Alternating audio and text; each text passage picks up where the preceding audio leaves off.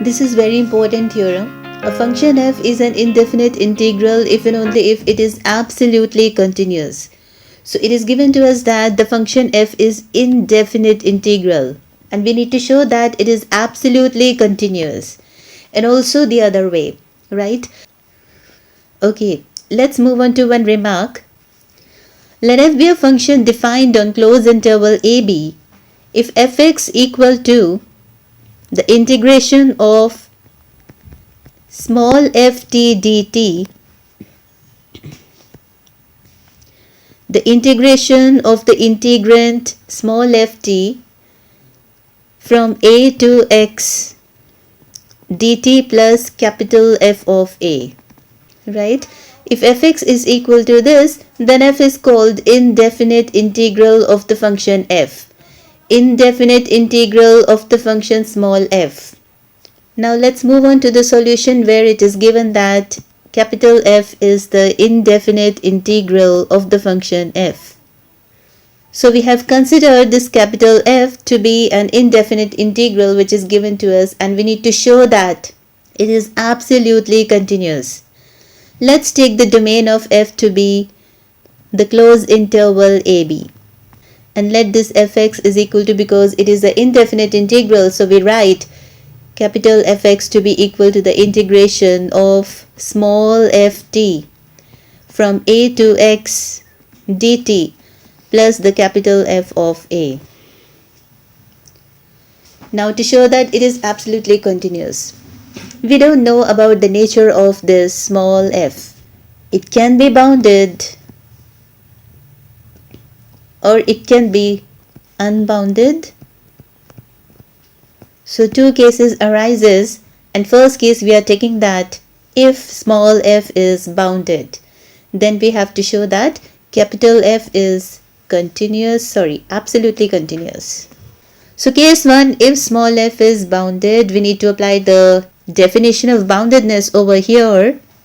Now if f is bounded on the closed interval ab, then the mod of f of x is less than equal to capital M for all x belonging to the closed interval ab.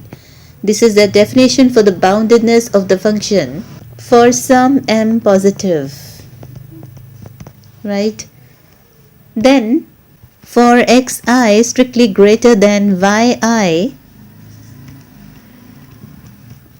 we have f of xi minus f of yi. We need to find the value for this. We need to show that the summation on the mod of this is strictly less than epsilon for summation on mod of xi minus yi less than delta, right? We need to show this for absolute continuous. So first let's find out the difference of this. Apply the definition for f of x. What is f of x? Because fx is indefinite integral. So f of x is equal to the integration of f of t dt from a to x plus capital F of a. Applying this definition over here. So this is the integration from a to whatever variable on capital F is depending. We write that in the upper limit. So here f is depending upon xi, so we write here xi ft dt plus f of a minus f is depending upon now yi, so it is the integration from a to yi ft dt plus f of a. When we open the bracket, these two cancelled out, and we have the integration from a to xi ft dt minus the integration from a to yi ft dt. I need the sign to be positive, for that I'm interchanging the limits. So this is from yi to a, and the sign will get changed. Writing this integral first over here and this to be in the second place. So this integration is from yi to a ft dt plus the integration from a to xi ft dt. And when merging these two integrals together, we get the integration from yi to xi ft dt. And on the left hand side we have f of xi minus f of yi. Now I am interested to take the mod of this and also the summation on this. So when taking the mod and the summation on this, we get, okay, what is the value for the difference? It is this integration, right? So writing here the integration from yi to xi ft dt. Using the property of modulus, it is less than equal to the summation on the integration of the integrand mod of ft. Writing here dt. So this is further less than equal to, because mod of ft is capital M, it is bounded function, right? Because of the boundedness, we write this further to be less than equal to the summation on, now the integrand is the integration of capital M dt, right? Taking this M outside of this integral. So integration for one is t, and with the limits it is yi xi. So putting the upper limit we get xi minus putting the lower limit we get yi. So we have here the integration for this to be mod of xi minus yi. So this is further equal to m summation on mod of xi minus yi. Please mark this as 1. Now if we choose the value of delta, what to choose the value of delta here so that I can get this left hand side to be strictly less than epsilon. So if we choose delta equal to some number over here, then the summation on mod of xi minus yi is strictly less than delta. That simply implies that mod of f of xi minus f of yi, when taking its summation I going from 1 to n, this is less than equal to, we have just found that it is m, and this summation is strictly less than delta, right? So writing here delta, it is strictly less than delta, so I am changing this sign to this. Now if I choose the value of delta to be equal to epsilon divided by m, m into epsilon divided by m cancelled out, and we get the value to be epsilon, right, on the right hand side. So we have to choose delta to be epsilon by m. So now writing here, if we choose delta to be epsilon by m, then the summation on this mod of xi minus yi is strictly less than delta, which implies from 1 the summation on this mod is strictly less than, we get epsilon, right? So it is strictly less than epsilon, where we have chosen delta to be epsilon by capital M. Now this epsilon was arbitrary, right? But epsilon was arbitrary,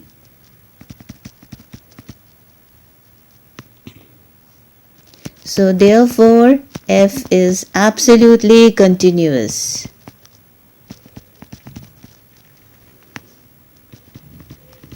If f is bounded, hence we have shown the result, right? For the boundedness of f, we have shown that capital F is absolutely continuous. Now what if in the second case, if f is unbounded? For that we need to define the function f(n)x to be equal to fx if fx is less than equal to n, and is equal to n if fx is strictly greater than n, right? So in both the cases we are getting the value of the maximum value of fx to be equal to n, which means this function is bounded above by n. And if this function is having the lower bound, then we say that fn is bounded. And this fnx is also approaching f at each point. So if this fn is bounded and if it is also approaching f at each point, we say that this fn is increasing.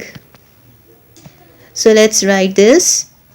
When we define fnx to be equal to this, then we have seen that fn is bounded and fn is approaching f at each point. And because this fn is bounded and also approaching to f at each point, we say that fn is an increasing sequence of bounded functions. Now since fn is an increasing sequence of bounded functions such that fn is approaching f on closed interval ab, so therefore we can use the monotone convergence theorem over here. So by the monotone convergence theorem, such that we have the limit n tends to infinity on integration of fn from a to b is equal to the integration of f from a to b. Fn is approaching f on this closed interval. So by monotone convergence theorem, we are writing this. Now applying the definition for this. Therefore, for given epsilon positive, there exists a positive integer n such that the mod of the integration of fn from a to b minus the integration of f from a to b, its mod is less than, I'm not taking epsilon, I'm here taking epsilon divided by 2 for n greater than equal to capital N. So this further implies because it is a mod, I can write the second integral at the first place, then minus the integration, the first integral taking f capital N. Strictly less than epsilon by 2 for n equal to capital N. The result holds for n greater than equal to n. So I am writing the result for n equal to capital N. So replacing small n with capital N. From the property of this modulus, we write that this difference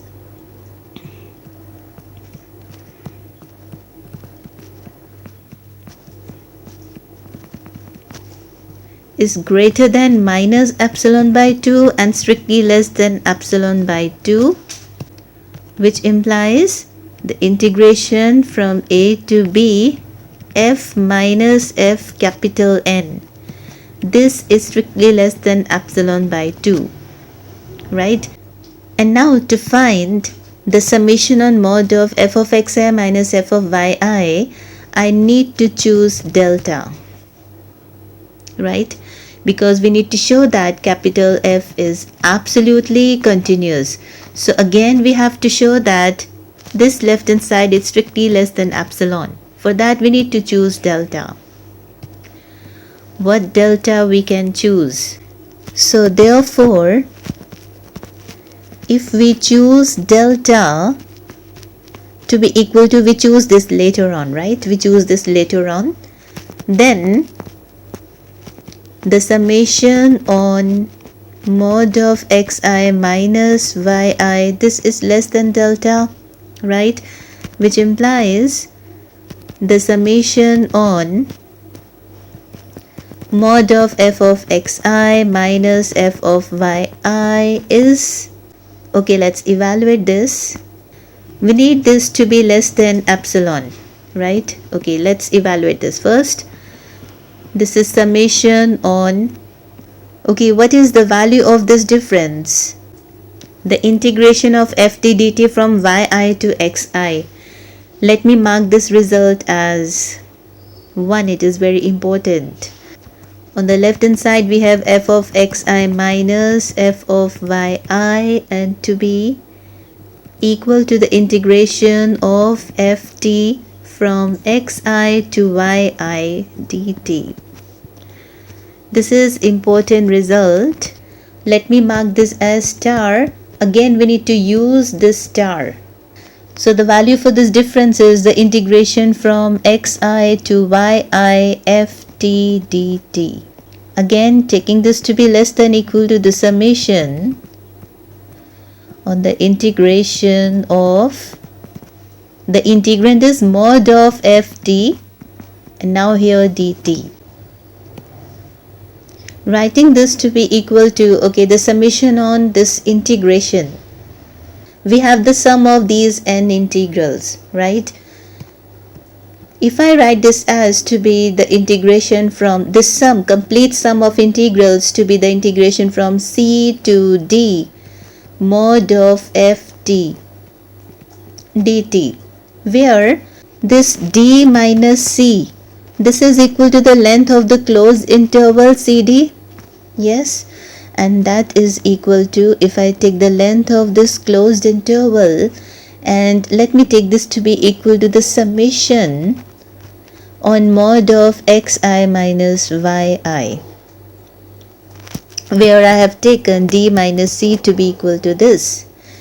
Then we can write the sum of all these integrals to be equal to the integration from c to d mod of ft dt, the complete, if I merge all these n integrals to one single integral, and then the limit is from c to d, where the length of the interval cd, the closed interval cd, is taken to be equal to the summation of the mod of xi minus yi. Now in the next step of this I am going to add and subtract f and t. Let me add and subtract f and t in this integrand. Take this in the bracket. Okay, so further that summation on f of xi minus yi, so further that is equal to the integration from c to d. I am going to add and subtract f and t in this integrand, right? And this is further less than equal to the integration from c to d mod of f of t minus, taking these two together,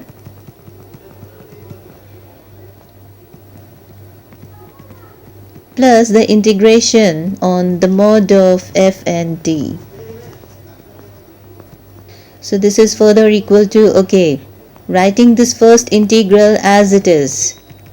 This difference is greater than equal to 0. I am removing this mod from here and plus the second integral on the mod of f and t dt. Reason, as f minus f and this difference is greater than equal to 0. Why?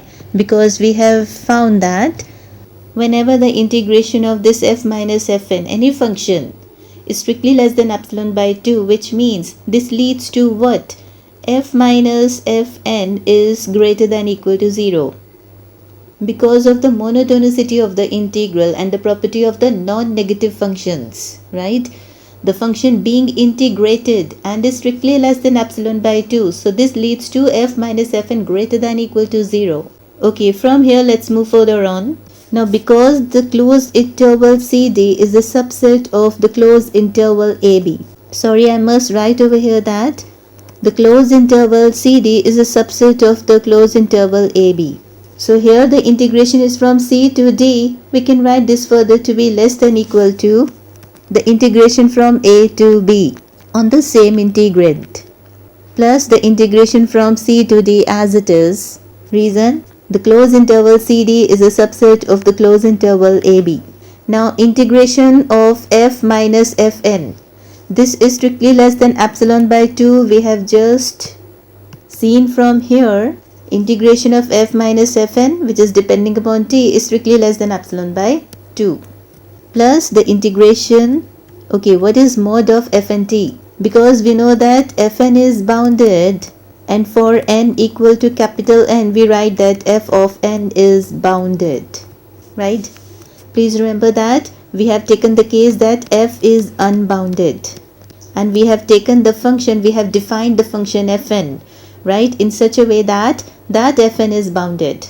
So here I am using the property of boundedness. So because fn is bounded, so we can write the mod of fnt to be strictly less than, let's say, capital N dt, as mod of fnt dt less than equal to n, boundedness of function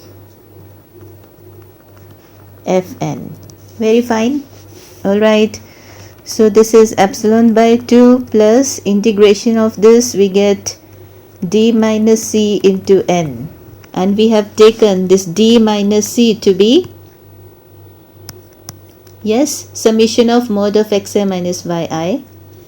So it is the summation of mod of xi minus yi, I going from 1 to n, into n, and this is nothing but it is less than delta, right? So this is further strictly less than delta into n. Now what delta I should choose so that I can get this complete sum to be epsilon? Epsilon divided by n multiplied with 2. If we put this value in place of delta over here, we get epsilon by 2 plus epsilon by 2 into n into n. So these two cancel out and we get this sum to be equal to epsilon, right? So what delta we have to choose? Epsilon divided by 2n. So here we write that we need to choose delta to be epsilon divided by 2 into n, right? For this delta, we get the left hand side to be strictly less than epsilon. What is the left hand side? That summation I going from 1 to n mod of f of xi minus f of yi is strictly less than epsilon by 2 plus n delta, and taking this delta to be epsilon divided by 2n. We get the value to be epsilon by 2 plus epsilon by 2, which is equal to epsilon, and the sign is carrying out with this inequality. So this implies the summation on the mod of this difference is strictly less than epsilon, which implies what?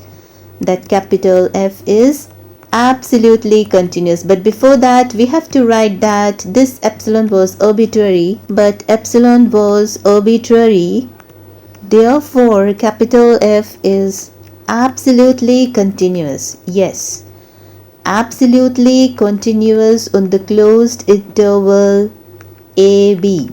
So in both the cases, whether F is bounded or unbounded, we have shown that this capital F is absolutely continuous. So one way we have shown the result.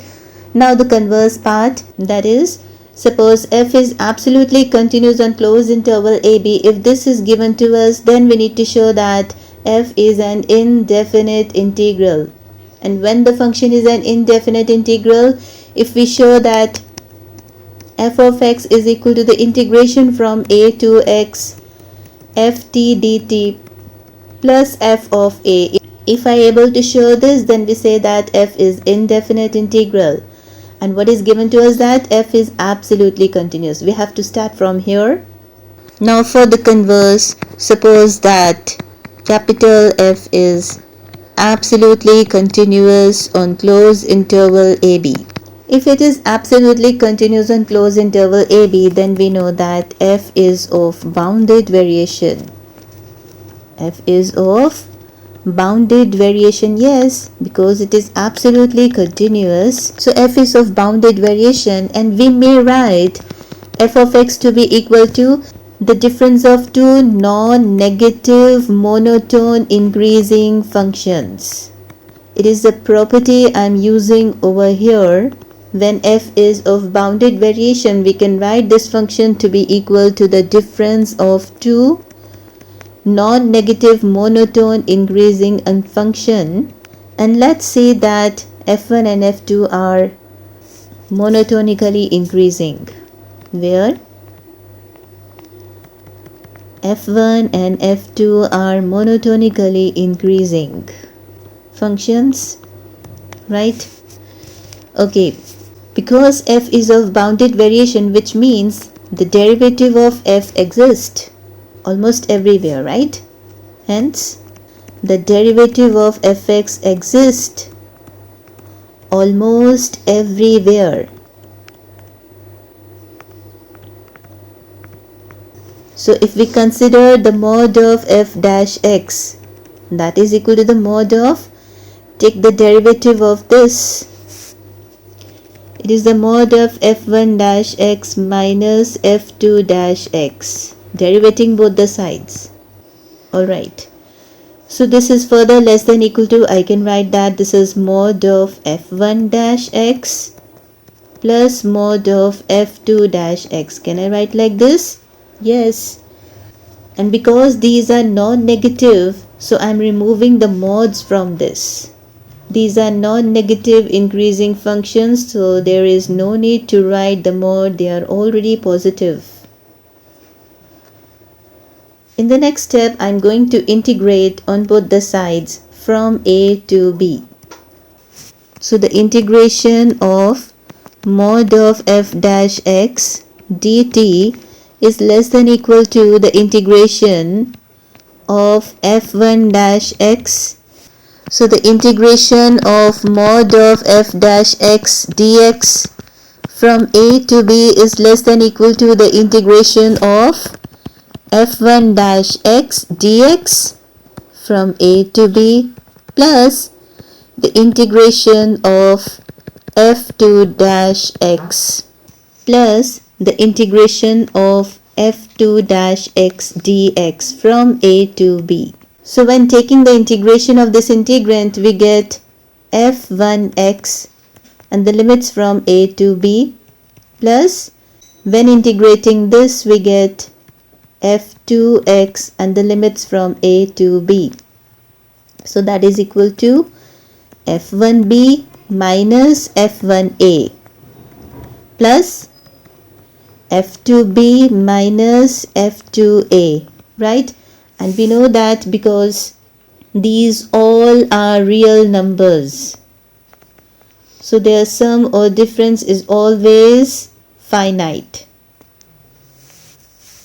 right? So this implies what we are getting. So this implies we get the integration from a to b f dash x, the mod of f dash x dx is finite.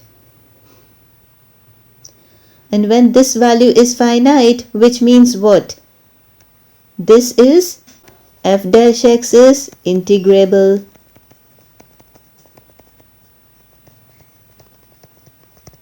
Right?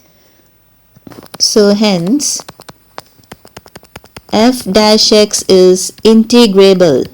Let's take the function gx to be equal to the integration of this, the integration of f dash x. Let's take gx to be the function, just take the integration of this, that is the integration of, I'm using f dash t, I'm changing the variable over here from a to x.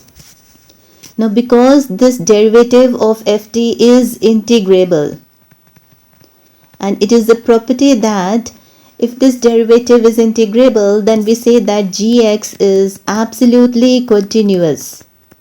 It is the property on the closed interval ab, right? So writing this, we have taken gx to be the function which is equal to the integration of the integrable function. So then we say that g is absolutely continuous on closed interval ab. And because it is absolutely continuous, then its derivative is equal to what? If I derivate this right hand side, I get what? F dash x, and this result hold almost everywhere. So we have shown two functions to be absolutely continuous. One is the function gx, absolutely continuous, and also we have taken, and also it is given that f is absolutely continuous, right? This f is absolutely continuous. So can I take the function small f to be equal to the difference of these two, f minus g? This is also absolutely continuous, which is given to us, and this is also absolutely continuous, we have just shown. So therefore f equal to difference of these two absolutely continuous functions is absolutely continuous. This f is also absolutely continuous on closed interval AB. And if I take the derivative on both the sides, that is f dash x, let's say this is equal to capital F dash x minus g dash x. This will be equal to 0 because f is absolutely continuous, right? So its derivative is then 0. Derivative of the absolutely continuous function is 0. So therefore f dash x is equal to 0, which implies what? F is constant.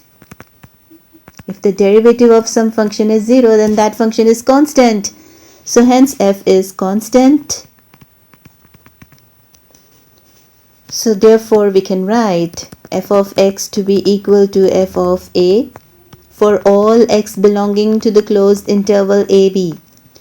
This statement shows that f is constant. This implies putting the value of fx over here, that is capital F of x minus capital Gx. That is equal to capital F of a minus g of a. So this further implies f of x equal to taking gx to the other side. This is gx plus f of a. G of a is 0 minus g of a. Now this g of a is 0. Why? Because what is gx? We have taken gx to be the integration from a to x f dash t dt. We have taken gx to be equal to this, right? Because f dash t is integrable, then g is absolutely continuous. Yes, because it is integrable, so g is absolutely continuous, and from here we say that g of a is 0. So when replacing this x with a and here also replacing the x with a, we get g of a to be 0. So this implies f of x is equal to gx plus f of a, where g of a is equal to 0. And now writing the value for gx over here. So this is f of x equal to what is gx? It is an integration from a to x f dash t dt plus f of a. So we have shown that this f of x equal to this right hand side, the format that f of x is equal to a to x f t dt plus f of a. Then we say that f is indefinite integral of f, right? For this definition we say that f is indefinite integral of small f. So from the above result we say that capital F is indefinite integral of its derivative. Yes, it is the indefinite integral of its derivative. So hence we say that f is indefinite integral. Yes, we have shown that f is indefinite integral, but it is an indefinite integral of its derivative. So hence this result has been proved both the ways. It is very important theorem. I am reading this theorem again, that a function capital F is an indefinite integral if and only if it is absolutely continuous. For the one way we have taken that f is indefinite integral and we have shown that it is absolutely continuous. For that we have considered the small f to be, for both the cases we have shown that if f is bounded or unbounded, we have shown that still the function f is absolutely continuous.